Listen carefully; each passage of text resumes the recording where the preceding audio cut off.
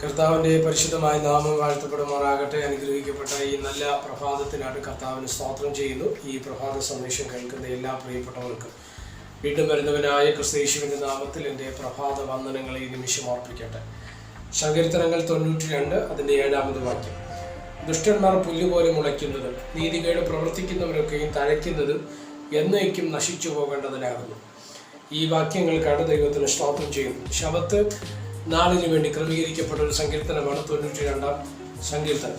നീതിമാന്റെ ജീവിതത്തിൽ എന്ത് സംഭവിക്കുമെന്നും അപ്പോൾ തന്നെ ദുഷ്ടന്റെ ജീവിതത്തിൽ എന്ത് സംഭവിക്കുമെന്നുള്ള ഒരു വിശദീകരണം നൽകുന്ന ഒരു സങ്കീർത്തന ഭാഗമാണ് 92-ാം സങ്കീർത്തനം. പ്രത്യേകിച്ച് ദൈവമക്കളായ നമ്മുടെ എല്ലാവരുടെ ജീവിതത്തിൽ ഒന്നുകൂടെ ഞാൻ ആഴത്തിൽ ഇറങ്ങി പറഞ്ഞാൽ, വിശുദ്ധിയോടെ, വേർപാടോടെ, ദൈവദിനമനുസരിച്ച് നീതിയോടെ നടന്ന് കർത്താവിന് വേണ്ടി ആവുന്നിടത്തോളം പ്രയോജനപ്പെടുന്ന അനേക ദൈവമക്കൾ ഈ സന്ദേശം കേൾക്കുന്നു. സ്തോത്രം. എന്നാൽ നമ്മുടെ എല്ലാവരുടെയും ജീവിതത്തിനകത്ത് പലപ്പോഴും നമ്മൾ നേരിടുന്ന ഒരു ആശങ്കയാണ്, അല്ലെങ്കിൽ ഒരു ഭാരമാണ്.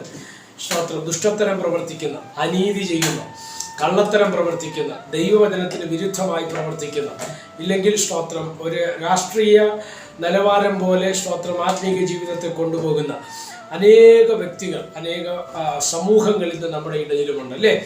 അത് സ്തോത്രം ഭോഷത്വം പറഞ്ഞ്, കള്ളത്തരം പറഞ്ഞ്, സ്വന്തം സ്ഥാനത്തിനും മാന്യതയ്ക്കും സ്തോത്രം നമ്മുടെ നിലനിൽപ്പിനും വേണ്ടി പലതും ചെയ്തു കൂട്ടുന്ന അനേകരെ നമുക്ക് സ്തോത്രം ഇന്ന് നമ്മുടെ ആത്മീക സമൂഹത്തിൽ കാണുവാൻ തക്കവണ്ണം കഴിയും. അങ്ങനെയുള്ളവരുടെ ജീവിതത്തിൽ വരുന്ന സാമ്പത്തിക ഉന്നമനങ്ങൾ, അവരുടെ ജീവിതത്തിൽ കഷ്ടമില്ലാതിരിക്കുന്നത്, വേദനയില്ല, ഞെരുക്കമില്ലാതിരിക്കുന്നത്, പ്രതിസന്ധികളില്ലാതിരിക്കുന്നതൊക്കെ നമ്മൾ കാണുമ്പോൾ നീതിയോടെ നടക്കുന്ന, പ്രാർത്ഥിക്കുന്ന ദൈവവൈതലായി നമുക്ക് എന്തുകൊണ്ട് കഷ്ടത, ഞെരുക്കം, വേദന, ബുദ്ധിമുട്ട്, സാമ്പത്തിക പ്രശ്നങ്ങൾ ഇവയൊക്കെ നമ്മുടെ ജീവിതത്തിൽ തുടർമാനമായി വന്നുകൊണ്ടിരിക്കുമ്പോൾ പലപ്പോഴും നമ്മുടെ ഹൃദയത്തിൽ ഭാരം തോന്നാറുണ്ട്. പക്ഷേ തിരുവചനം അതിന് പറയുന്ന മറുപടിയാണ്, അത് സ്തോത്രം, ദുഷ്ടന്മാർ പുല്ലുപോലെ മുളയ്ക്കുന്നതും നീതികേട് പ്രവർത്തിക്കുന്നവരൊക്കെ തഴയ്ക്കുന്നതും എന്നേക്കും നശിച്ചു പോകേണ്ടതിനാകും. എന്താ അതിൻ്റെ അർത്ഥം? എന്നെ കേൾക്കുന്ന ദൈവമക്കളോട് ഞാൻ പറയാം, ദുഷ്ടന്റെ വളർച്ച അത് സ്തോത്രം സ്ഥിരമല്ല, താൽക്കാലികമാണ്.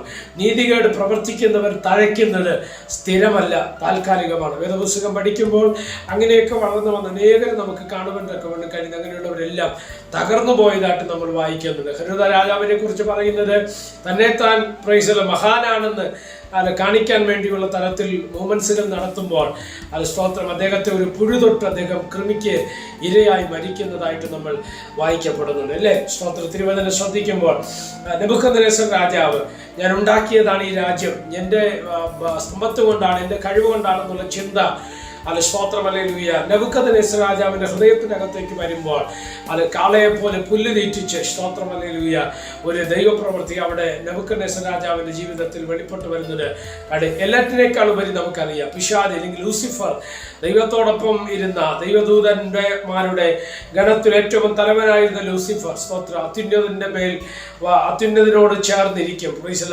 ഉത്തരഗതിയിൽ ഞാൻ കയറും, അത്യുന്നതിനോട് സമനാകും എന്നൊക്കെ പറഞ്ഞുള്ള ചിന്തകൾ സ്തോത്രം അവന്റെ ഹൃദയത്തിൽ വരുമ്പോൾ തന്നെ സ്വർഗം അവന് വെട്ടി താഴെയിടുന്നതായിട്ടും നമ്മൾ വായിക്കപ്പെടുന്നു. അങ്ങനെയെങ്കിൽ ശ്രദ്ധിക്കുക, ദുഷ്ടന്മാരുടെ വളർച്ച താൽക്കാലികമാണ്, അനീതി ചെയ്യുന്നവരുടെ വളർച്ച താൽക്കാലികമാണ്. അങ്ങനെയുള്ളവർ നിലനിൽക്കത്തില്ല.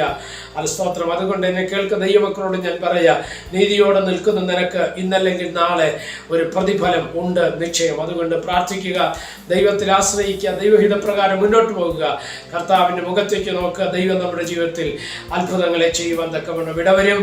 പ്രാർത്ഥിക്കുക. പരിശുദ്ധനായ ദൈവമേ, സ്വർഗീയ നല്ല പിതാവേ, അനുഗ്രഹീതമായ ഈ നല്ല സമയത്തിനായിട്ട് കർത്താവിന് സ്തോത്രം ചെയ്യുന്നു. ഒരിക്കൽ കൂടെ അവിടുത്തെ പാറവിടെ ഞങ്ങൾക്ക് ഒരുമിച്ച് പ്രാർത്ഥനയോടെ ദൈവാശ്രയത്തോടും കൂടെ കടന്നു വരുവാൻ അവിടെ ഞങ്ങൾ കൃപ നൽകിയതിനായിട്ട് സ്തോത്രം ചെയ്യുന്നു. കർത്താവ് ഈ സന്ദേശം കേൾക്കുന്ന എല്ലാ പ്രിയപ്പെട്ടവരെ തൃക്കരങ്ങൾ തരികയാണ്.